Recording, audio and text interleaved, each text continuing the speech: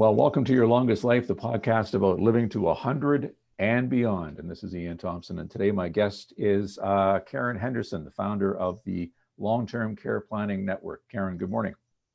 Good morning to you. I should say afternoon. Yeah, I was just gonna say that because it certainly is afternoon here. Yeah, you're joining us from Toronto today. So welcome. First, a bit of background here.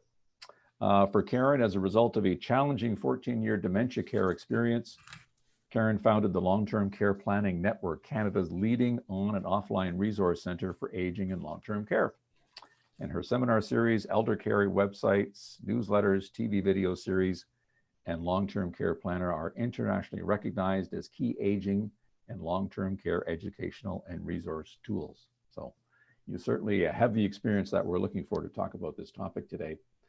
And the reason Karen is joining us is because of an article I saw in the Globe and Mail about the National Institute on Aging at Ryerson University had done a survey of approximately 1,500 adults and found that 60% had changed their mind about arranging for themselves or a loved one to move into a nursing home. And at 65 or older, 70% had changed their mind. Now, are you finding that, Karen, in your work? Well, my work, the consulting part of my work has obviously slowed down a great deal because in-home person-to-person consulting is not happening. However, the people that I have spoken with in casual conversation all agree that long-term care in this country is a nightmare, and that logically it makes sense to be able to, if possible, remain in your own home and age there for as absolutely long as possible, because it's the safest place to be. And so your work in dementia care, did that help you point you in this direction? Is that how you got started in this endeavor? Well, I was a dementia caregiver for my father for 14 years. Okay. And 25 years ago, there were very few resources available and certainly nothing online. So the experience drove me to create on and off the resource center that I have called the Caregiver Network. I then amalgamated that with several other sites I developed into the Long-Term Care Planning Network to educate both Canadian families and their professional advisors about the impact of needing care on personal, professional, and family well-being. But with respect to the dementia care experience itself, that allowed me to experience firsthand what family caregivers go through, mm-hmm. and the shortcomings of the healthcare system, right from home care through to palliative care or end of life, which have been blown wide open by COVID. So my dad died in long-term care 20 years ago from the flu. And not only were things unacceptable then, but they are beyond unacceptable now. Hence the push from the survey for people to think, gee, I should just stay home or get my parents to stay home longer. But that's one thing to say, but yet to actually make that happen can be quite a challenge. Well, it certainly is. As the survey says, that almost 100% of people over 65 plan to age in their own homes as opposed to moving to a retirement home or a long-term care facility. But this does not happen overnight. Mm-hmm. It doesn't happen without planning. And COVID has certainly changed the way people feel. That because Canadians are aware of the deaths in long-term care, they no longer trust care homes, feel that they won't be safe there. And so they're now turning to the reality of remaining in their own home. And do you find there's a difference between, the long-term care private versus government care? Well, this is where it's a little bit different across Canada. In the province of Ontario, we do not have private versus government. So every long-term care facility in Ontario is can be owned by different organizations, but all of them are legislated by the province. The rates are legislated by the province. Whereas in BC, you have a different situation where you do have private long-term care homes. The only private ones we would have would be those that are designed for dementia care only. Right. Okay. And we have very few of those, and they are extremely expensive. Yes. Is it fair to say that then in a private home, the care is going to be better? Or is that just a naive assumption that I would make, that I'm going to pay $6,000 instead of $3,000, so my expectation is better? Well, every family is different, every situation is different, and so there is no way of saying that care in the home would be better than care in a, let's say, a retirement home. There's many contingencies that one has to look at. One has to look at the physical plant itself, the home. One has to look at the condition of the individual who wishes to stay at home. One needs to look at what family supports are there. One needs to look at the money available to pay for home care in the home should it be required. So there's a whole lot of variables that need to be taken into account. And this is what your role is, like, let's not, outside of COVID, then you're like a consultant for people to navigate this. Yes. When I work with families, I work in usually a few different areas. One of them is I work with a family who has a loved one with dementia. I work with families who are trying to make accommodation decisions. And I also work with families who want to keep mom or dad at home and need help doing that. Mm-hmm. So there's a big role for family members to play. There is a huge role for family members to play, and it can be positive and it can be negative.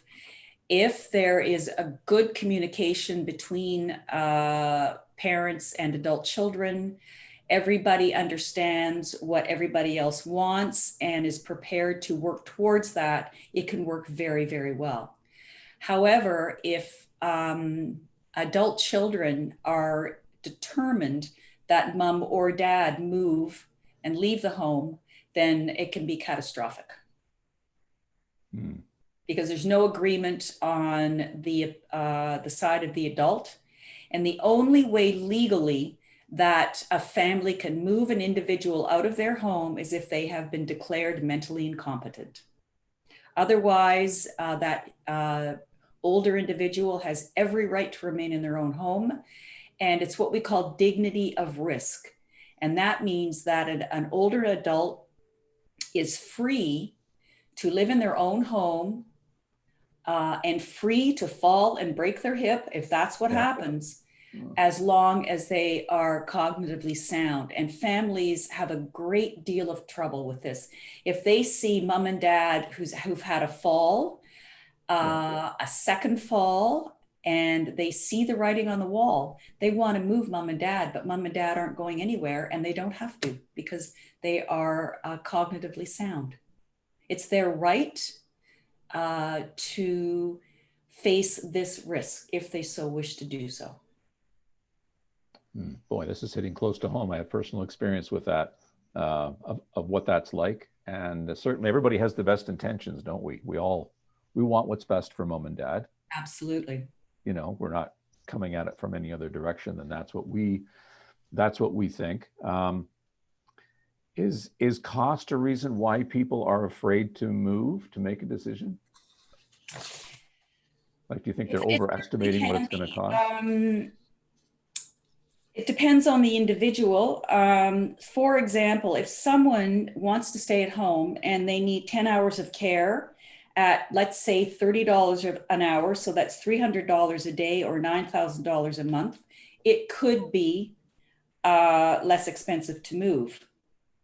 One way to offset home care costs, which you're familiar with, would be to take out a reverse mortgage of one's home. Yes. This is not a suitable decision for everyone, and definitely requires legal advice and support if this is to be considered. So home care, having said that, I had a relative, a dear friend down the street who wanted to die at home. and his family hired 24/7 caregivers. So there was two gentlemen there, 12-hour shifts, 7 days a week. And 5 years ago, it was $10,000 a month. Wow.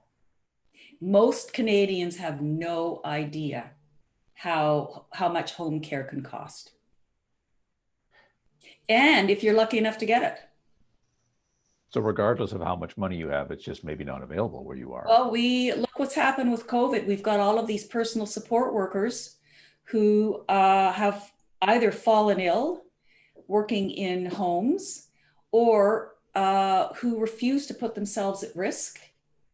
And so that makes it more difficult for everybody to find home care, whether you are in your own home or whether you are in a retirement or a long-term care home. Staffing is absolutely crucial, and it is at a very acute state right now. Which is why more people are answering this survey thinking, hey, wait a minute now, I want to stay home. I don't want to go into this home. That's one of the reasons, absolutely. So I've decided I'm going to stay home now that I'm going to do this in the first person. My spouse and I, let's say 75 years old, and we want to stay. Are there, a list of 8 or 5 or 6 things that are absolutely they have to do to make that happen? Well, I can, Ian, I can give you some questions that should be asked. These are just a few. Okay. But the first, is my home situated so that I can easily get to my doctor, my drugstore, my grocery store, and so on? If no family members are living in my home, do they live nearby so that they can provide support? Could I renovate my home if necessary to make it more accessible and safe? And possibly, could I renovate so that I can live on one floor? And I stress this because falls kill more than 5,000 seniors every year, and they are the main reason that people end up going into hospital and end up having to leave their own home. Falls. Falls. Yeah. Another question, if I stop driving or I can't drive, is public transportation available to take me where I want to go and when I want to go there? Do I have the money to hire home care if and when it's required?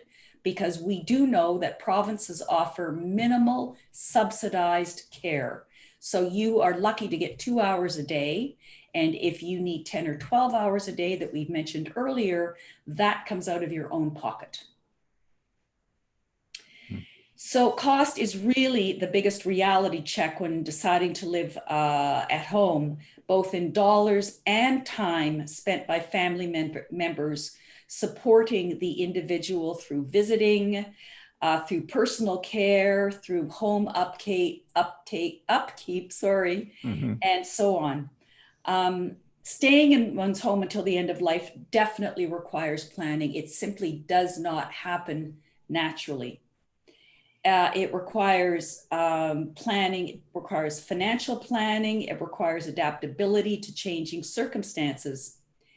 And one of the most important things that one has to keep in mind is that if you want to stay at home, you have to learn to accept outside help. And too many older people are unwilling to do this. And I know, Ian, that you mentioned this earlier.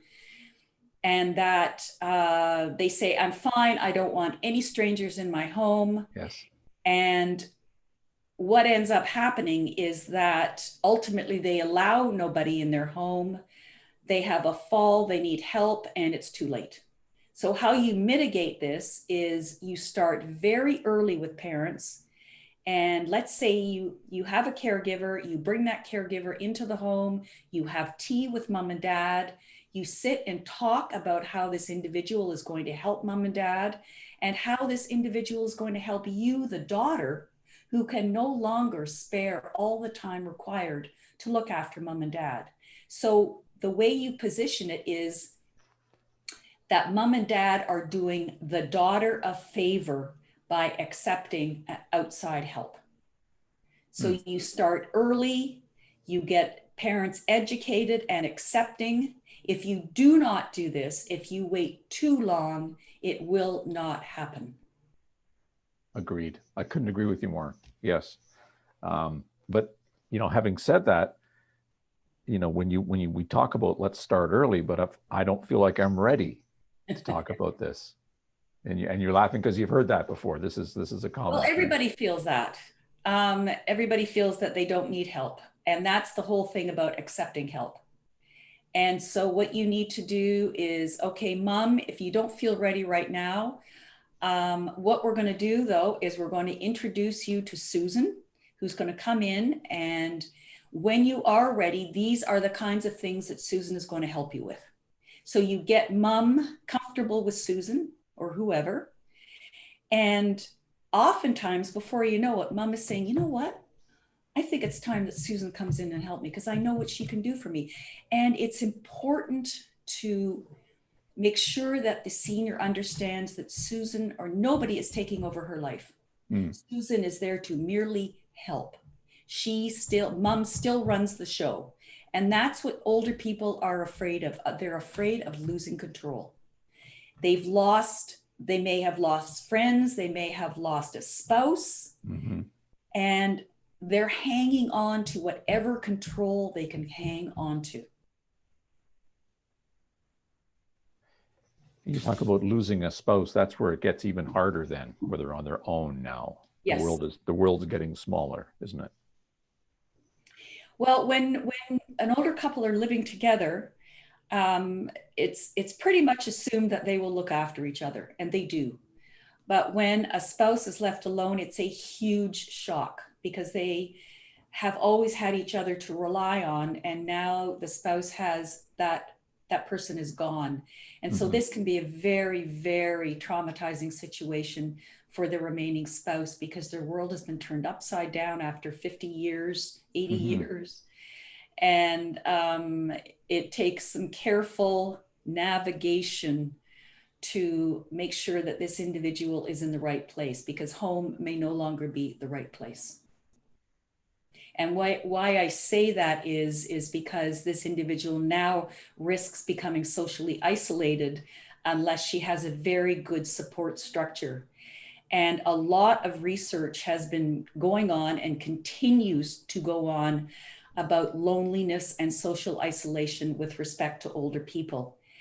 And it is worse than smoking 3 packs of cigarettes a day. It is so damaging to both physical and mental health that professionals will do anything to try and relieve social isolation of an older individual. So help staying connected outside of your bubble, we'll call it, your circle, is so important. Yes. And that's why I say if you are living at home, you need to have transportation to go where you want to go. And you also need to be connected with your community center, your other centers for older people where they can go and have congregate dining. They can go and do communal activities. And if they can't do it in person right now, at least they can do it on Zoom. So it's so very important that we all stay connected, particularly at this time, but most importantly for older Canadians. What government resources are there available to help people with renovations at home? I've made the decision. I've identified these things I need to do, but they cost money, and there are grants to help people. Every province is different, and this is what makes it so frustrating, Ian. I can't tell you one thing I found just as an example in British Columbia. It's called the Home Adaptations for Independence, or HAFI program, and it provides financial assistance in the form of a grant to eligible low-income households to complete home adaptations to live independently. But people really need to Google their own province and Google things like grants, home adaptation programs. Every province has a program to support assistive devices. And so there is help if you need to purchase a wheelchair or a walker or other things. But I wish I could say there was one central website for this, but there is not. And so that itself is a barrier to doing it, isn't Yes, it? it is. It is a barrier. And that's why it helps to have a professional in your camp who is familiar with what the provinces offer and where to go to get the information. Right. That makes sense. What would be the top 3 or 4 things someone would do to their home in order to stay there longer? Would it be adaptations to the bathroom, perhaps? Handrails? Would there be other key? Well, again, it depends on the condition of the individual. If the individual is in a wheelchair, one of the very first things is a ramp up to the front door so that they can go in and out comfortably and safely. Wider doorways, wider hallways. But if that's not an issue, then to make a home safe, the 2 most dangerous rooms in the home are the bathroom, as you mentioned, and the kitchen. And what you want to do in the bathroom is to make sure that you have adequate lighting, that you have handrails by the toilet, in the shower. You may want to have a shower seat in the shower, or you can actually carve out a hole in the bathtub so that you can go in and out without stepping over the edge. Yes. You can also have a raised toilet seat. And in the kitchen, what you want to do is make sure that your cupboards are accessible, that they're low enough that you do not have to stand on a chair to get to high cupboards. You want to make sure, again, that the lighting is good. And you want to ensure that stairs are well lit, that edges of stairs are marked with tape, and that there are hand railings on both sides on all stairs, whether interior or exterior. You want to make sure that there are no electrical cords running around corners or on floors that can be caught by a foot. And you love those pretty little scatter rugs, but they are terribly dangerous because one slip heel and you're down. Yes. So there is a great many things that can be done. The federal government has a resource called, I think it's called Home Safe Home, that you can Google. And unfortunately, they used to give it out as a print book. They no longer do. You need to download it or read it online. But it goes through every room in your house and it tells you how to make that room safe to avoid falls. And we already talked about how treacherous falls are. My dad lived at home and he had a housekeeper, and he would not let me move anything in the den. He would not let me move his chair. Remember Fraser's dad had a chair that was hung together with duct tape? Well, my dad had a similar chair. They're too low and they take too much energy for an older person to stand up. But the other thing he wouldn't do would let me move the scatter rug. One day he stood up, he caught his heel, he twisted, he broke his hip, and he went down, and he was never the same again. So that's how serious falls are. And also, I would advise anyone to Google fall prevention programs, because every province has them. And they are well worth taking.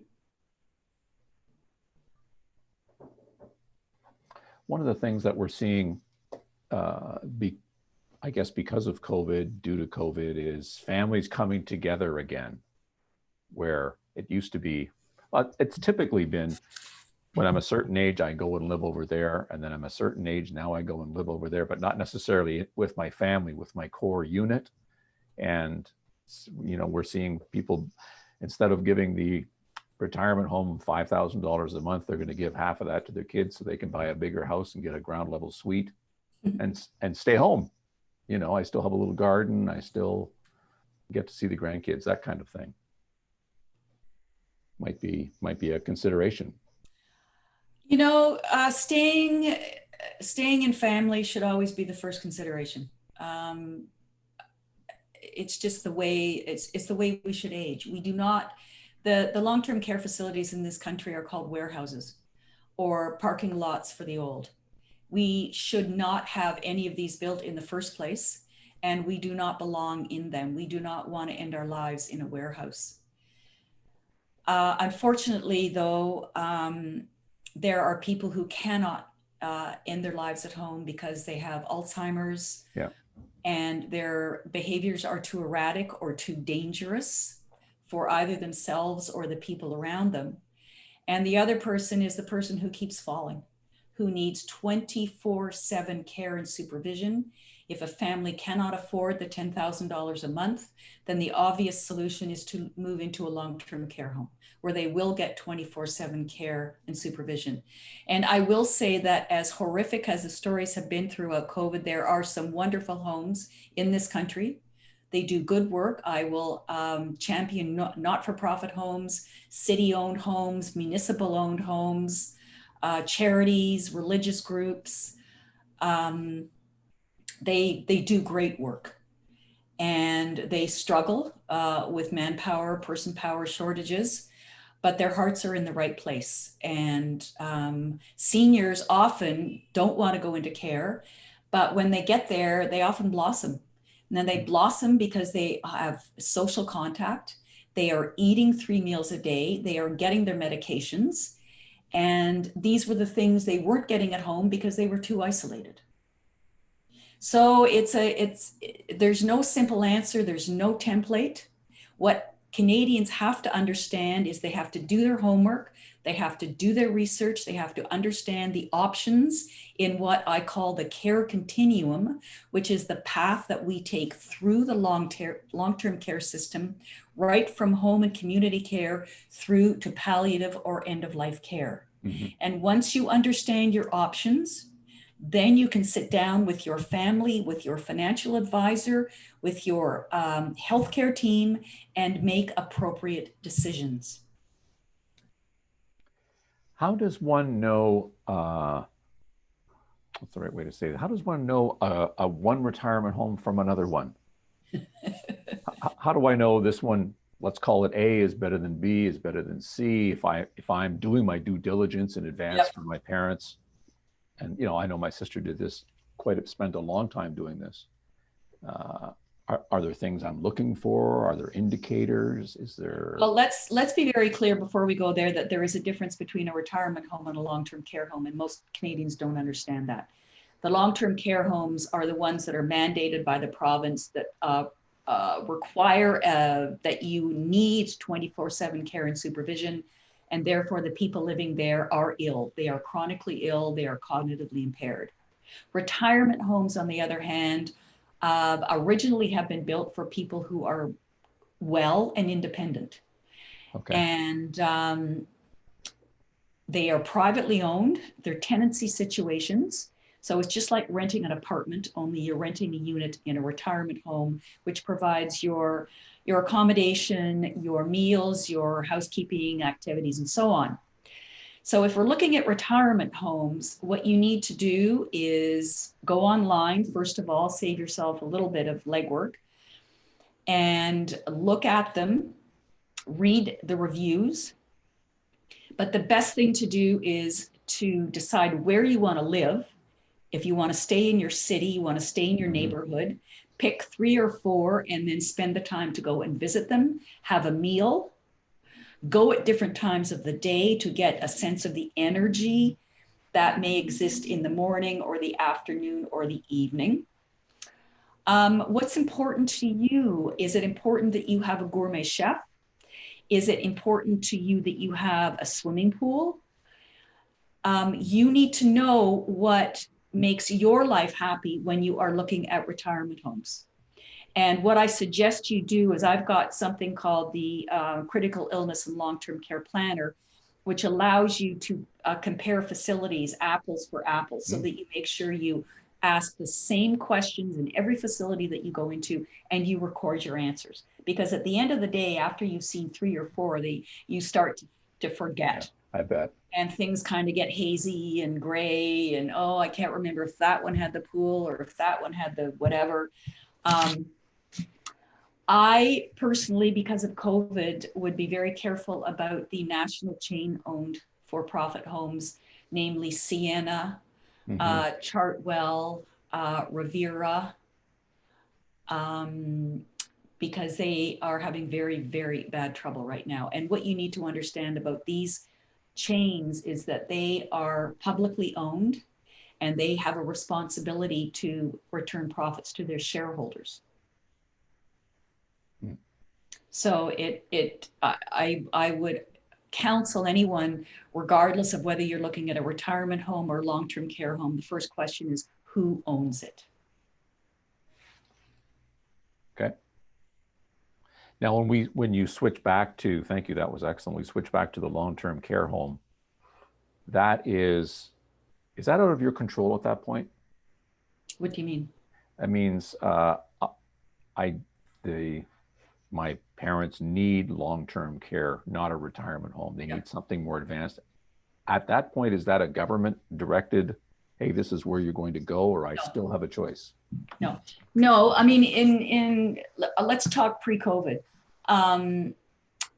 We do not still have enough beds in this country for long-term care. And in Ontario, we have about 38,000 people waiting on a list for long-term care pre-COVID. So the process is that you go to your provincial organization. It might be a district health unit.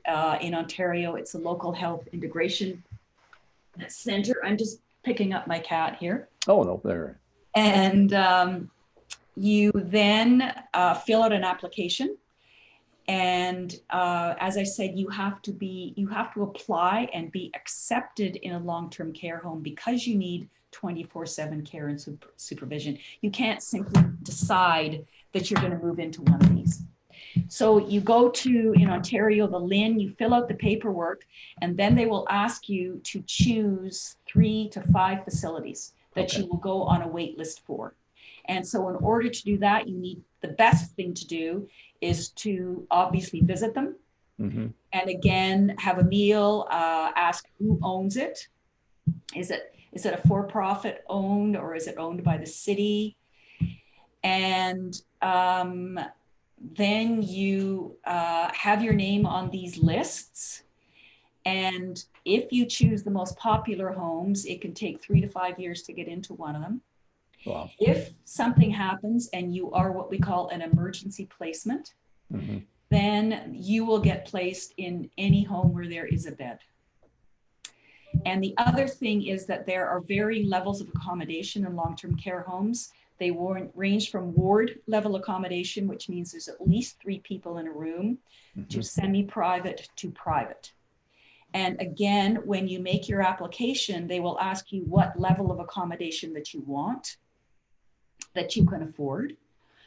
And if it turns out that a Canadian cannot afford a bed in long-term care, what the government will do will say, okay, we will subsidize a bed for you in a ward level room,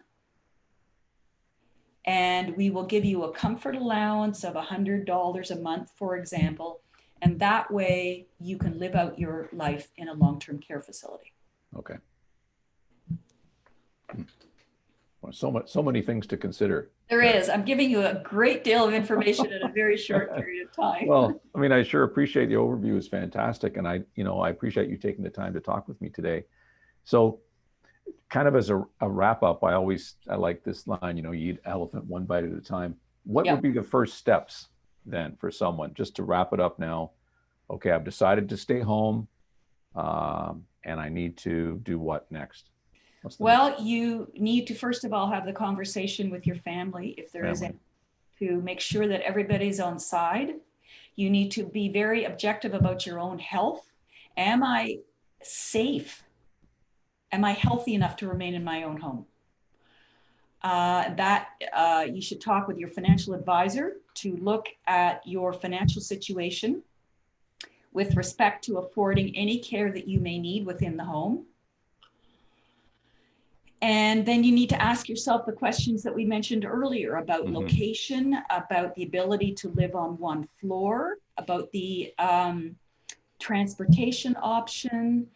All of these things will play into a successful aging experience in one's own home. Fantastic. Thank you, Karen. I sure appreciate your time. We've been talking to Karen Henderson from the Long-Term Care Planning Network. What's the website address so people might want to check this website out? It's LTC for long-term care, ltcplanningnetwork.com. Planningnetwork.com. Well, that's great, Karen. Thank you very much. You're very welcome, Ian. Thank you for asking. You have a great day. You too. Bye-bye. Bye-bye.